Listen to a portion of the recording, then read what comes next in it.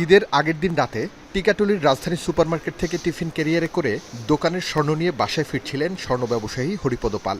এ সময় নবাবপুর রোডের রথখোলা মোড়ে পথ রোধ করে দাঁড়ায় একটি মাইক্রোবাস। ডিবি পরিচয় জোরপূর্বক মাইক্রোবাসে তুলে নেন ভুক্তভোগীকে। তার কাছে থাকা ৫৭ ভরি স্বর্ণ ও ১,৪৭,০০০ টাকা ছিনিয়ে কেটে পড়েন ডাকাত চক্র। পরে ছায়া তদন্ত শুরু করে ওয়ারী বিভাগ পুলিশ।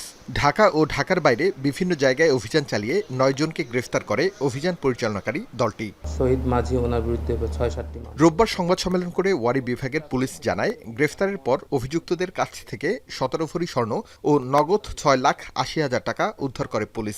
তারা ডিবি পরিচয় দিয়েছিল এবং যে ভিকটিম তাকে বলেছিল যে আপনার এই টিফিন ক্যারিয়ারতে মাদকদ্রব্য রয়েছে, আপনি যদি আমাদের সাথে না যান আপনাকে বিভিন্ন মামলার ভয়ভীতি দেখানো হয়েছিল। অভিযুক্তদের বিরুদ্ধে আগেও সংঘবদ্ধ ডাকাতির অভিযোগ ছিল জানানো হয় ব্রিফিংয়ে। ইত্তেফাক মোড় থেকে আন্তজেলা ডাকাত চক্রের ৬ জনকে গ্রেপ্তার করি, যার মধ্যে ৩ জন পূর্ববর্তী দস্যুতার সাথে সম্পৃক্ত ছিল বলে তারা স্বীকারোক্তি দিয়েছে এবং তাদের তথ্যমতে আমরা পরবর্তীতে যশোর এবং কেরানীগঞ্জ হতে আফজাল নামক এক ব্যক্তিকে ধৃত করি। আসলে এই ঘটনায় আমরা মোট ৯ জন ব্যক্তিকে ডাকাত দলের সদস্যকে গ্রেপ্তার করি। এই ঘটনায় অন্য কোনো বড় চক্র বা কোনো স্বর্ণ ব্যবসায়ী জড়িত আছে কিনা খতিয়ে দেখছে পুলিশ। এছাড়া ওয়াকিটকি এবং যে আমাদের পুলিশের ব্যবহৃত হ্যান্ডকাপ এবং লাঠি। আরিফ হোসেন, এখন, ঢাকা।